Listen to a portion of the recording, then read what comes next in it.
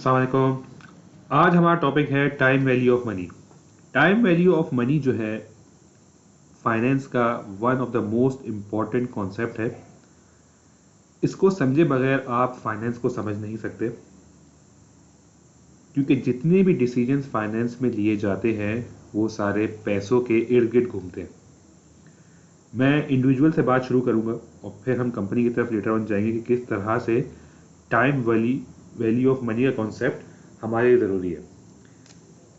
Time value of money basically दो main concepts में divide होती है। एक है आपकी प्रेजेंट वैल्यू और दूसरी है आपकी फ्यूचर वैल्यू।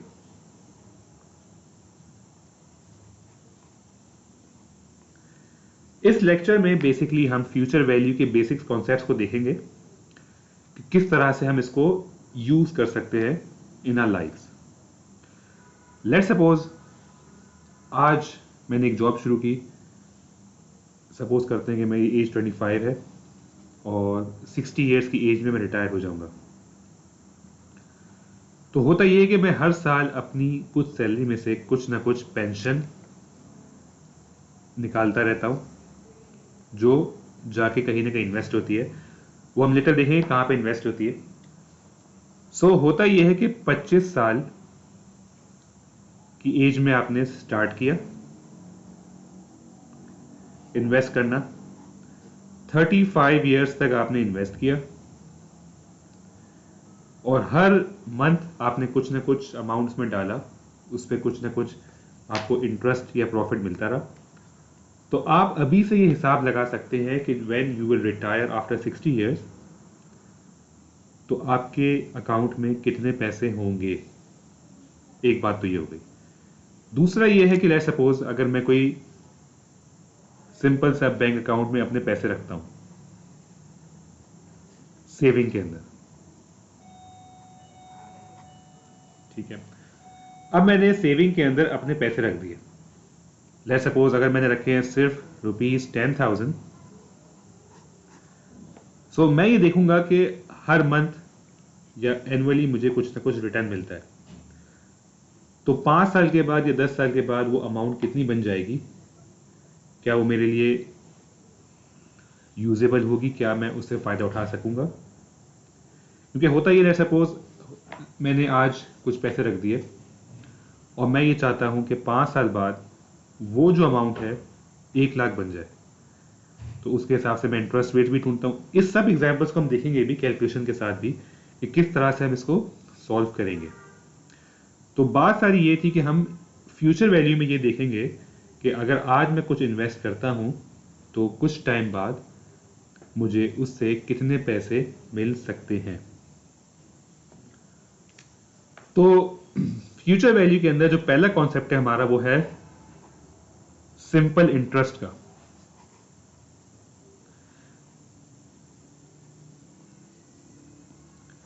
लेट्स सपोज आज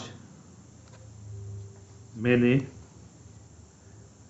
100 रुपए लगा दिए। आज की डेट को हम लेंगे ईयर 0 और जो 100 रुपए मैंने लगाए हैं मुझे हर साल पे 5% इंटरेस्ट मिलेगा उसके ऊपर। ईयर एंड जब होगा हमारा पहला तो मेरी अमाउंट बन चुकी होगी 105, क्योंकि 5% ऑफ 100 इज 5। सेकेंड ईयर के एंड में वो बन जाएगा 110 और थर्ड ईयर के एंड में वो बन जाएगा 115।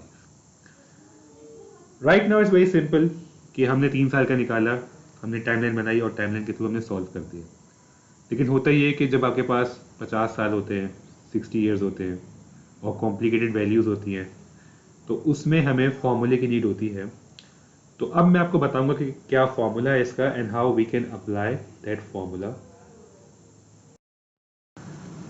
तो सिंपल इंटरेस्ट का जो फॉर्मूला है वो है हमारा future value equals to present value.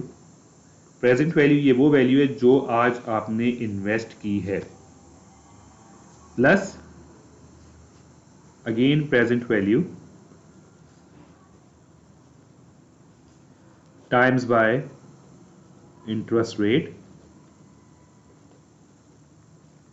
Times by number of periods.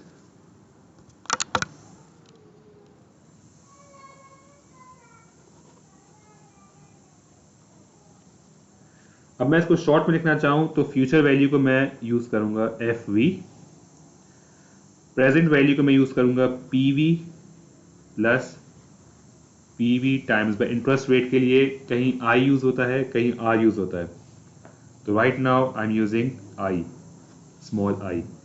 और नंबर ऑफ पीरियड्स के लिए एन यूज होता है। तो सिंपल अगर एग्जांपल देखी जाए कि today I invested 10,000 rupees at 7.5% annually, कि मुझे हर साल 7.5% इंटरेस्ट मिलेगा। तो simple is that, future value मुझे कैलकुलेट करनी है। प्रेजेंट वैल्यू मेरी है 10,000 प्लस 10,000 टाइम्स बाय 7.5%। अच्छा, यहां पे हम दो चीजें कर सकते हैं, आइदर आई कैन यूज 7.5% और आई कैन यूज 0.075। ये कैसे आता है, जब आप 7.5 को डिवाइड कर देंगे 100 से, सो यू विल गेट 0.75। और पीरियड्स हम यहां पे लेते हैं, लेट्स सपोज 5 इयर्स। तो फिर मैं इसको 5 से टाइम्स कर दूंगा। So simply now what I will do, I will put the values into the formula to find the solution. So 10,000 times by 0.75 times by 5. तो ये जो मेरी वैल्यू है ये बन रही है 3750, और इसमें मैं ऐड कर दूंगा 10,000, सो ये बन जाएगी 13,750। इसका मतलब ये है कि मैंने 5 साल तक अपनी पेमेंट को बैंक में रखा और एनुअली मैंने 7.5% अर्न किया। तो 5 साल के बाद जब मैं पैसे विड्रॉ करूंगा तो मेरे पास जो पैसे आएंगे वो होंगे 13,750। तो ये थी आपकी पहली सिंपल एग्जांपल। अब हम थोड़ी एडवांस एग्जांपल की तरफ जाते हैं। एडवांस इतनी भी मुश्किल नहीं है, हम खाली उसमें चीज़ों को एक चीज़ देंगे और दूसरी चीज़ से हमको उसको कैलकुलेट करना होगा। सो लेट्स सपोज आज मैं एक इन्वेस्टमेंट करने जा रहा हूं जो है 25,000 की, और टाइम पीरियड है 6 इयर्स, और फ्यूचर वैल्यू जो मुझे चाहिए वो है 40,000।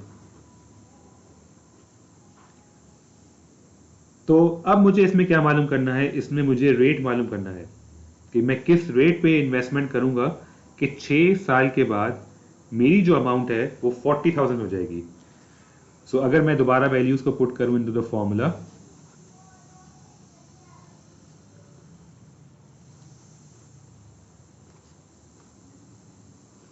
सो फ्यूचर वैल्यू मेरे पास है 40,000, प्रेजेंट वैल्यू है मेरे पास 25,000 प्लस 25,000। आई मेरे पास मिसिंग है तो मैं इसको स्टिल आई रखूंगा। एन है मेरे पास 6। So now by cross multiplication हम लोग इसको सॉल्व करेंगे। सबसे पहले तो मैं 40,000 में से 25,000 को माइनस कर दूंगा, ठीक है। तो मेरे पास अदर हैंड पे बचेगी 25,000 टाइम्स बाय आई टाइम्स बाय 6। तो सिंपली नेक्स्ट स्टेप में मैं इसको यहां पे आके डिवाइड करा दूंगा।